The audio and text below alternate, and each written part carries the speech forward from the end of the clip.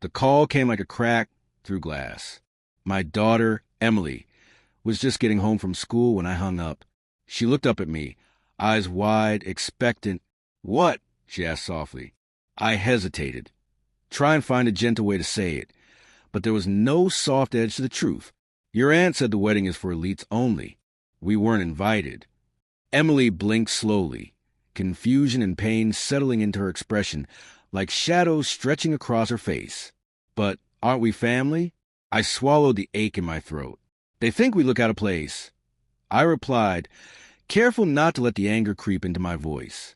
"But don't worry, we're not going."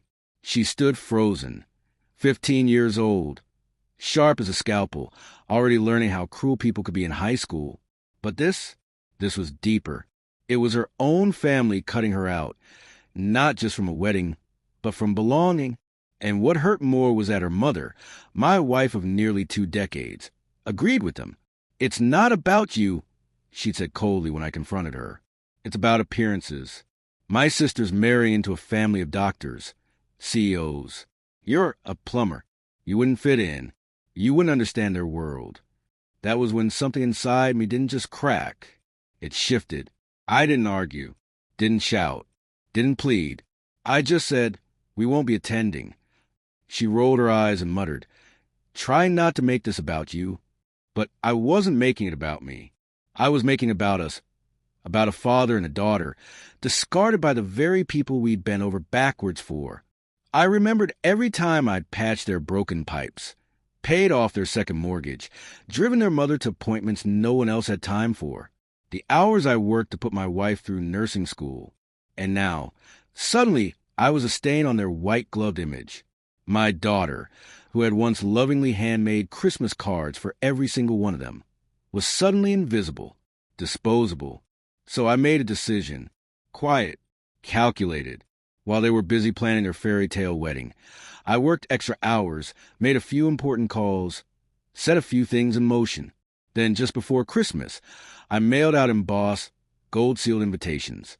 They read, "Christmas Eve celebration, hosted by James and Emily.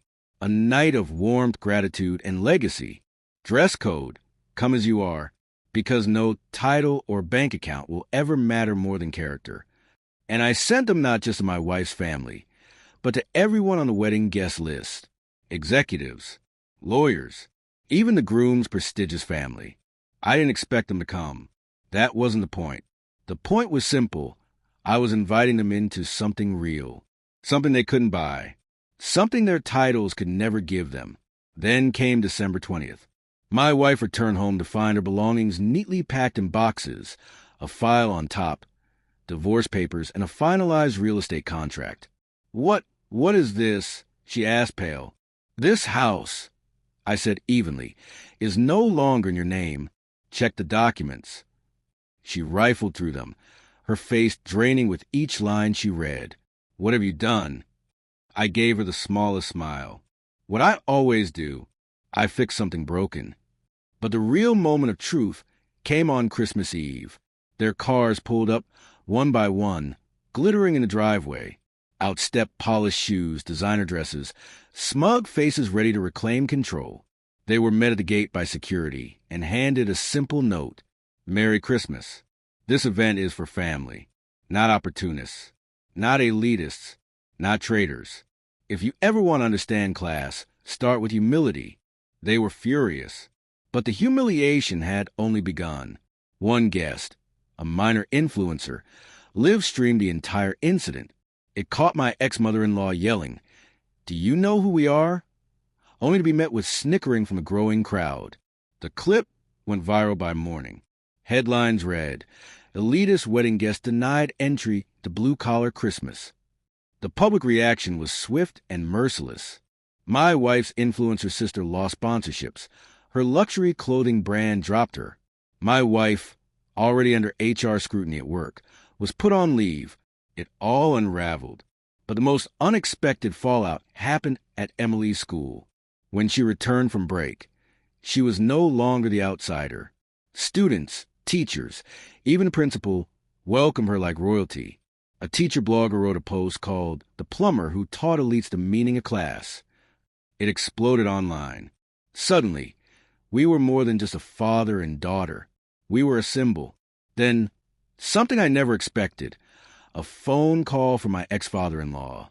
"James," he began, his voice trembling. "I think we owe you both an apology.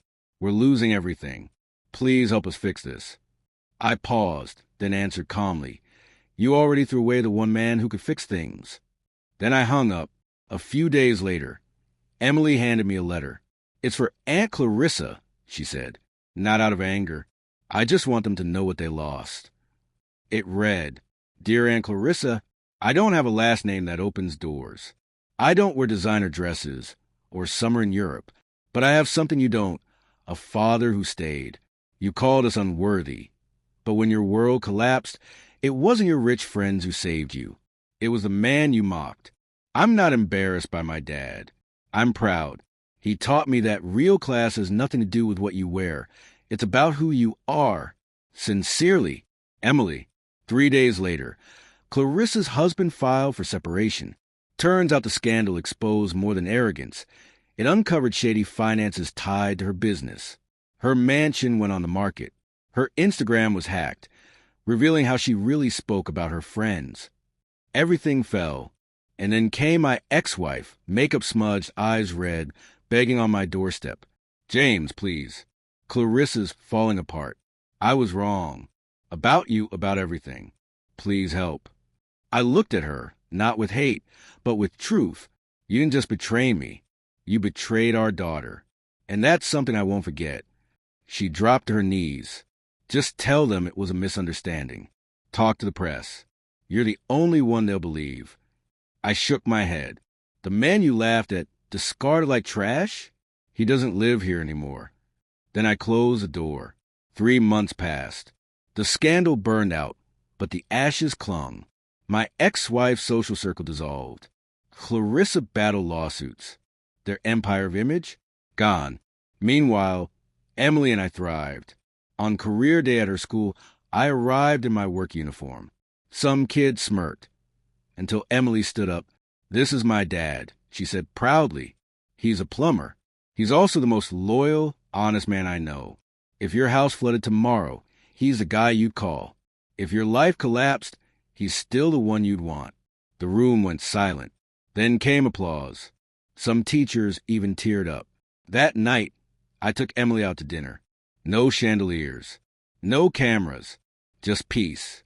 Halfway through, a man in a suit approached. "Mr. Bennett?" he asked. "I read your story. I run a national initiative promoting dignity in trades. Would you speak at our summit?" I blinked. "Me?" He smiled. "No, sir. We want the man who didn't break when everyone else laughed." A month later, I stood on stage before thousands. "They call me a nobody," I said. "They laugh because I fix toilets. But man's worth isn't in his car or his clothes. It's in the promises he keeps." And I kept everyone, especially to my daughter. The crowd stood. Emily leaned in and whispered, "You didn't just get revenge, Dad. You rewrote what success looks like."